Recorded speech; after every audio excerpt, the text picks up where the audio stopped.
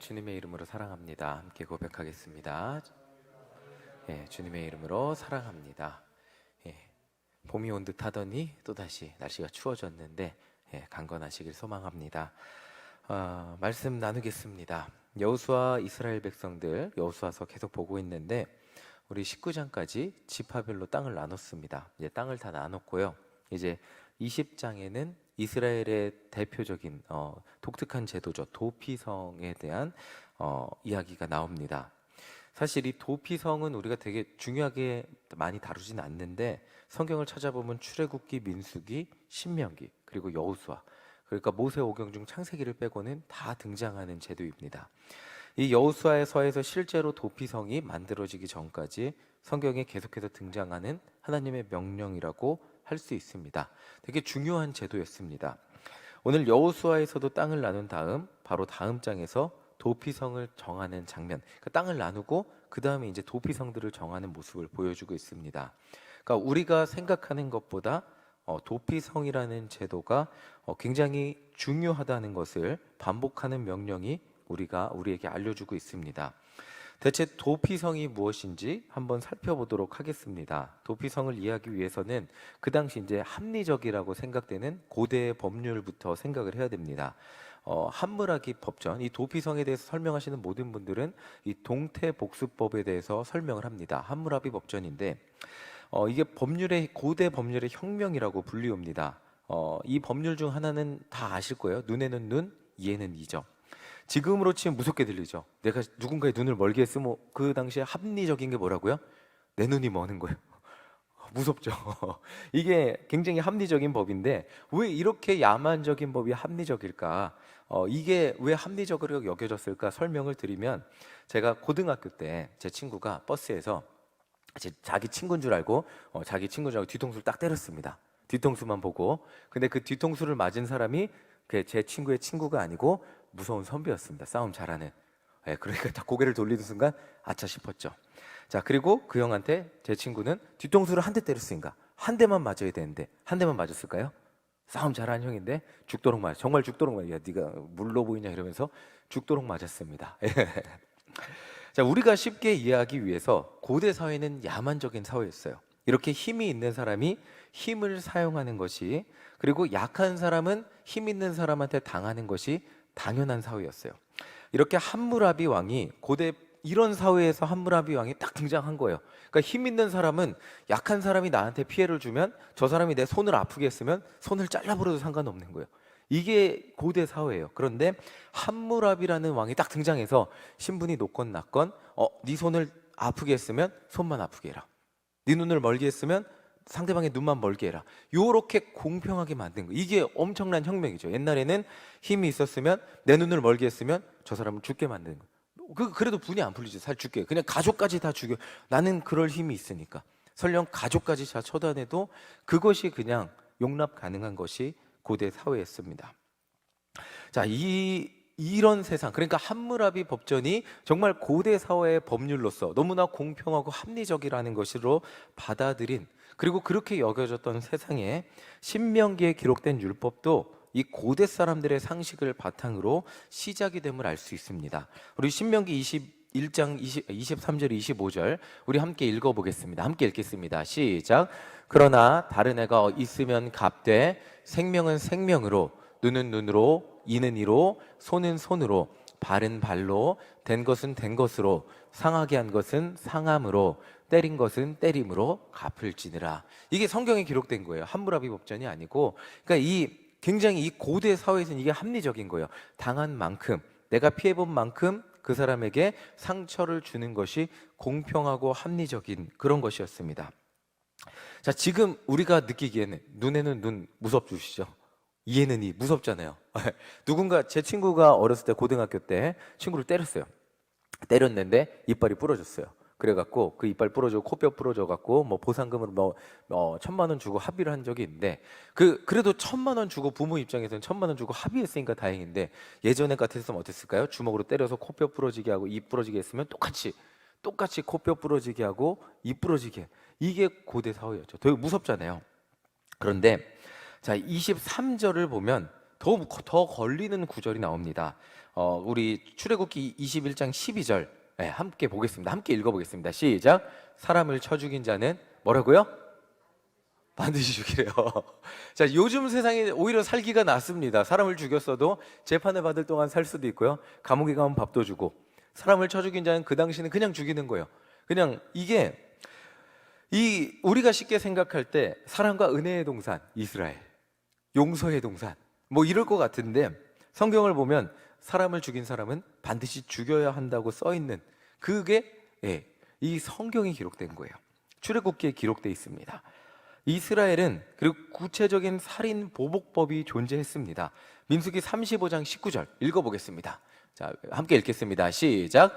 피를 보복하는 자는 그 살인한 자를 자신이 죽일 것이니 그를 만나면 죽일 것이요.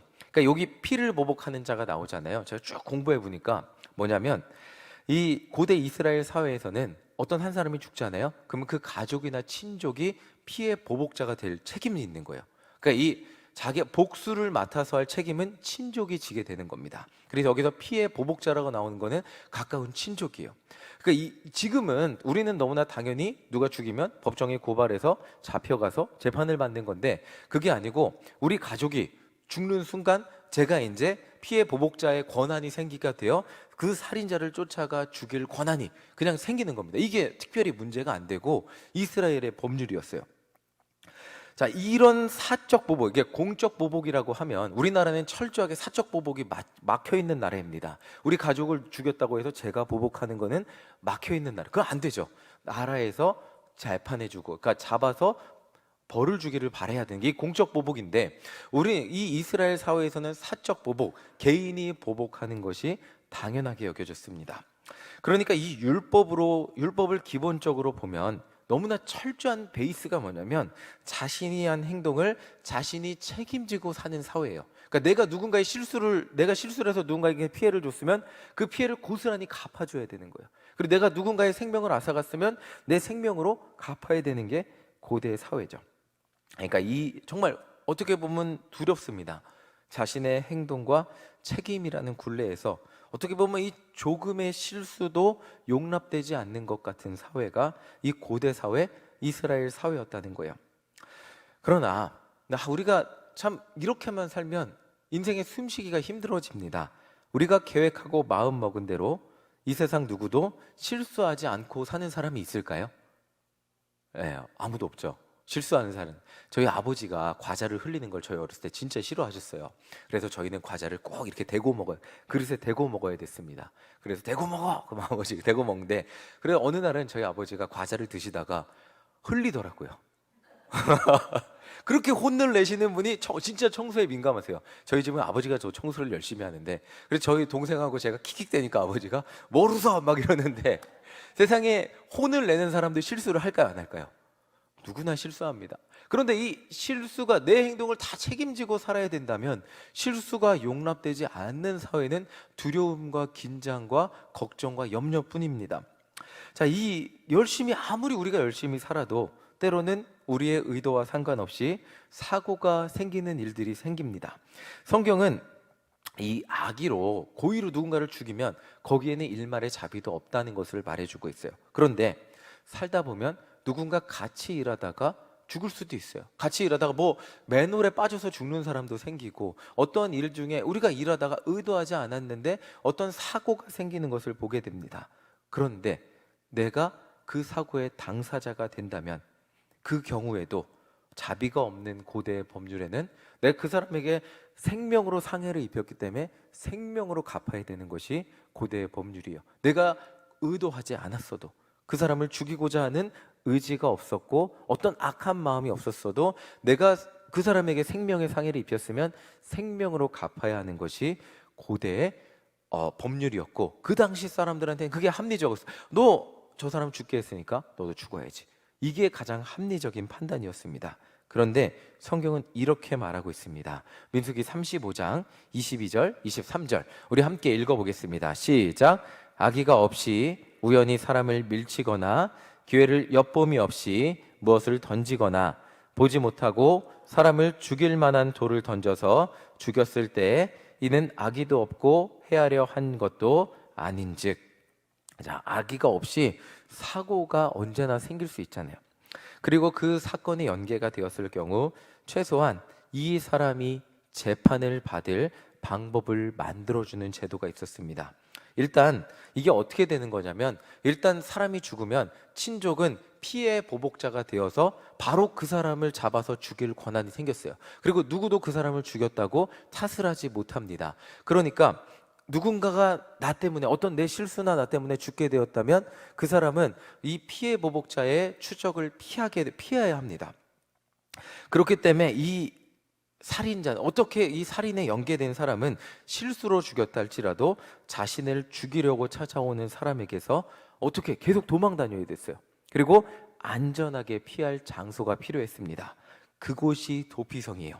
여호수아 20장 2절 3절 우리 함께 읽어보겠습니다. 함께 읽겠습니다. 시작. 이스라엘 자손에게 말하여 이르기를 내가 모세를 통하여 너희에게 말한 도피성들을 너희를 위해 정하여 부지 중에 실수로 사람을 죽인 자를 그리로 도망하게 하라. 이는 너희를 위해 피해 보복자를 피할 곳이니라. 그러니까 하나님은 이스라엘 백성들에게 도피성을 정하라고 말씀하셨어요. 그리고 실수로 부지 중에 사람을 죽인 사람을 도망하게 하여서 피해 보복자, 복수자, 그러니까 복수하려고 찾아오는 사람의 손에 죽지 않도록 보호하도록 명령하셨어요. 이 도피성의 장로는 부지 중에 살인한 사람을 받아줄 의무가 있었고 피해 보복자들로부터 그들을 보호해줄 의무가 있었습니다. 여호수아 20장 6절입니다. 우리 함께 읽겠습니다. 시작. 그 살인자는 회중 앞에 서서 재판을 받기까지 또는 그 당시 대제사장이 죽기까지 그 성읍에 거주하다가 그 후에 그 살인자는 그 성읍 곧 자기가 도망하여 나온 자기 성읍 자기 집으로 돌아갈지니라 하라 하시니라. 이 살인자는 회중 앞에 이 자신이 무죄함을 재판받을 때까지 혹은 당대의 대제사장이 죽기 전까지 그 성에서 안전하게 보호받을 수 있었습니다. 이 도피성은 자신의 억울함을 주장하는 살인자를 재판할 때까지 받아줄 의무가 있었습니다. 여호수아서를 보면 이런 도피성이 하나가 아닌 이스라엘 전체에 6곳에 설치했음을 알 수 있습니다. 지도 보여주세요. 지도 보여주시면 이렇게 6곳에 있었습니다. 이 성서학자들의 설명에 따르면 이렇게 설명을 합니다. 이 도피성으로 가는 길은 매년 길을 잘 1년에 한 번씩 남자들이 나가서 길을 잘 정비해 놨다고 합니다. 그리고 도피성으로 가는 길이라고 표지판을 잘 만들어 놨고, 그리고 이 지형들의 특징이 있다 그래요. 이 지형들이 뭐냐면 다 높은 곳에 있었다고 합니다. 잘 보이는 곳에. 그러니까 누구든지 인생의 어떤 사건과 사고, 내가 도저히 책임질 수 없는 그런 살인 사건이 일어났을 경우 이곳으로 쉽게 도망할 수 있도록 피해 보복자의 손을 피해 어떻게 보면 이 실수를 한 사람의 편을 들어주는 곳이 도피성이었던 제도라고 할 수 있습니다. 자, 누구나 인생에서 예기치 않는 사건, 원하지 않게 누구를 죽이는 사건, 혼자 힘으로 해결할 수 없는 그런 사건을 만났을 때 다른 사람으로부터 내가 책임질 수 있는 거는 내 생명일 수밖에 없는 그런 일들을 저질렀을 때, 그럴 때는 지금 내가 사는 성의 사람들도 내 편이 되어주지 않습니다. 보호해줄 수 없죠. 그리고 그 사람들은 너가 살인을 저질렀으니까 나를 죽어 마땅한 사람으로 여기게 될 것입니다. 그렇게 세상의 그 누구도, 내 이웃도, 내가 함께 평생을 살았던 사람들도 내 편이 되어주는, 내 편이 되어주지 않는 그런 일들을 내가 저지르고 말았을 때 누구나 이 도피성으로 가서 도움을 얻을 수 있도록 해놓은 것이 이 제도였다는 것입니다. 하나님은 이 도피성 제도를 출애굽기, 민수기, 신명기, 여호수아서에서 반복해서 말씀하시면서 강조하셨습니다. 하나님은 이스라엘 백성들을 향한 마음이 여기 있음을 알 수 있습니다. 그러니까 이 함무라비 법전, 아까 말씀드린 고대 사회는 눈에는 눈, 이에는 이였는데 그것을 하나 넘어선 하나님의 백성들에게 새로운 기회, 도저히 자기의 힘으로 해결할 수 없는 새로운 사건들, 실수를 저질렀을 때 하나님은 그 백성들이 새롭게 새로운 인생을 찾을 기회를 얻을 수 있는 무언가 새로운 피난처를 주시기를 바랬던 것입니다. 우리가 이 도피성 제도를 통해 이해해야 할 것이 있다면, 하나님이 이스라엘 백성들에게 준 율법은 처벌을 위해 주신 율법이 아니라는 것입니다. 그 하나님이 율법을 주신 이유는 그들의 삶, 하나님의 자녀로서 복받은 삶은 모두가 함께 누리며 살게 하기 위한 어떤 최소한의 규칙이었다는 거죠. 그런데 내 삶이 마음대로 되지 않잖아요. 내 노력이, 내 의지가, 내가 아무리 최선을 다해도 그것과 상관없이 다른 누군가에게 피해를 주고 다른 누군가의 생명에 상해를 입히게 되었을 때, 우리의 힘으로 그것들을 다 책임질 수 없는 결과를 낳게 되었을 때, 그것이 우리는 감당할 수 없는 것이 우리의 연약한 모습입니다.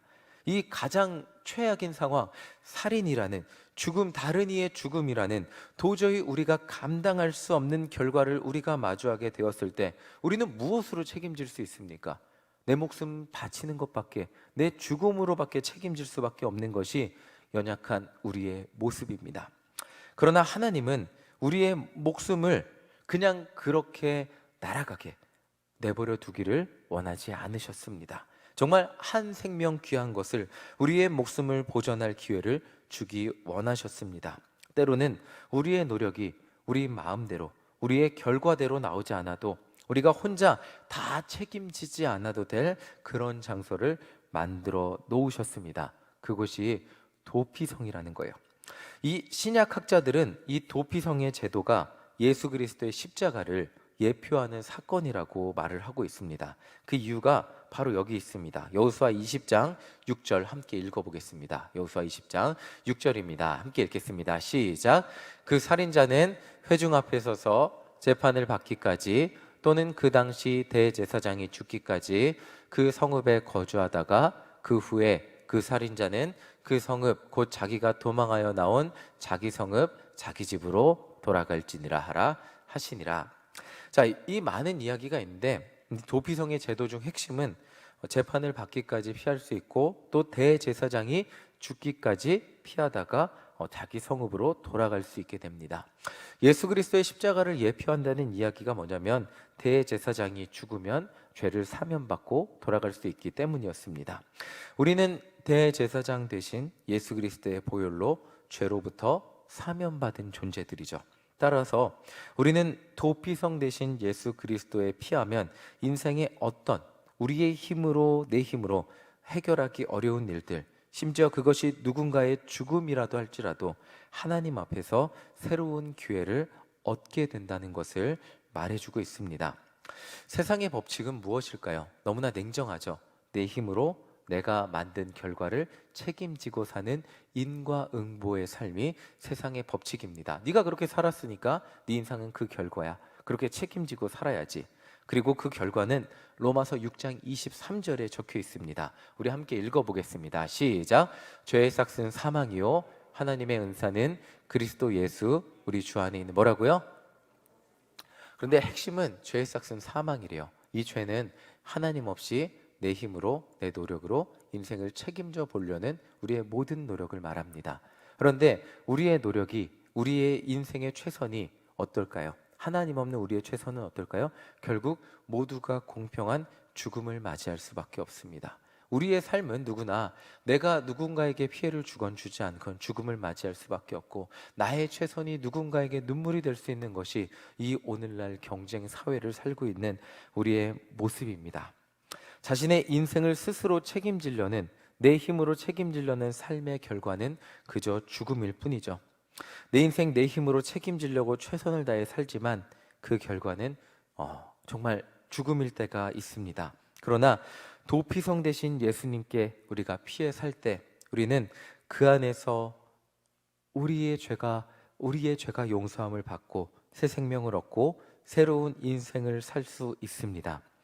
설령 내 실수와 내 노력의 결론이 실패라고 할지라도, 내가 감당할 수 없는 인생의 결론을 마주한다 할지라도, 그 실패 앞에서 누구도 내 편이 되어주지 않는 것 같아 보인다 할지라도, 정말 인생에 모두가 잘 나갈 때는 내 편인 것 같았지만 결국 인생의 막다른 곳에 가니 나와 함께하는 사람은 아무도 없었다는 수많은 이야기들 가운데 정말 그 이야기의 주인공이 나라 할지라도, 하나님은 예수 그리스도를 통해 끝까지 내 옆에 남아있는 분은 예수 그리스도, 도피성 되신 예수님이라는 것을 우리를 이 말씀을 통해 오늘 우리에게 알려주고 계십니다.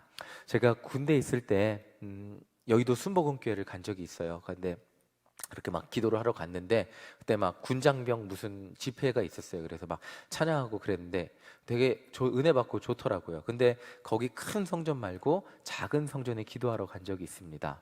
근데 이제 엄청 큰 해외여행, 그런 큰 해외여행 가는 이민 가방 있잖아요. 어떤 여자분 한 분이 이민 가방을, 큰 가방을 갖고 이렇게 들어오더라고요. 찬양하기 기도하는데. 그리고 무릎 꿇자마자 기도회 내내 처음부터 끝까지 우는 모습을 봤습니다.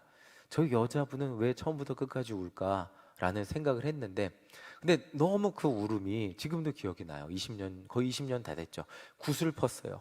그리고 뭔가 인생에 이게 가방이 이렇게 큰 가방이, 정말 큰 가방이었어요. 제 이렇게 허리 이상 오는 큰 가방을 가지고 왔는데, 지금 추측해보, 그때도 그렇게 추측을 했지만, 아, 인생에 갈 곳이 없구나, 막다른 곳이구나. 근데 그곳 앞에서 하나님 앞에 펑펑 우는 모습을 보며, 아, 이 여자가, 그래도 이 여자분이 하나님이라는 희망을 붙잡고 계시는구나 라는 생각을 해보게 되었습니다.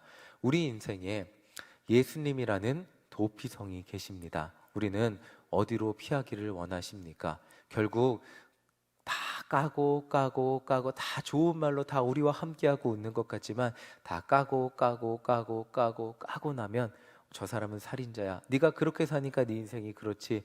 정말 사람들은 여러분들의 인생에서 여러분들이 잘 안 되는 원인을 찾아 손가락질하기 너무나 쉬운 존재가 사람이라는 존재인데, 예수님은 여러분들이 인생을 어떻게 살았든 그 도피세형 되어주신 예수님은 여러분들이 가장 큰 실수 앞에서도 여러분들이 주님 앞에 나오기를 원하고 계십니다. 그리고 주님 앞에 나올 때 정말 그 도피성 되신 예수님이 새로운 인생의 기회를 주시며 새로운 삶을 살게 하시는 그분, 예수님의 십자가 보혈로 오늘도 우리와 함께 하시기를 원하고 계십니다.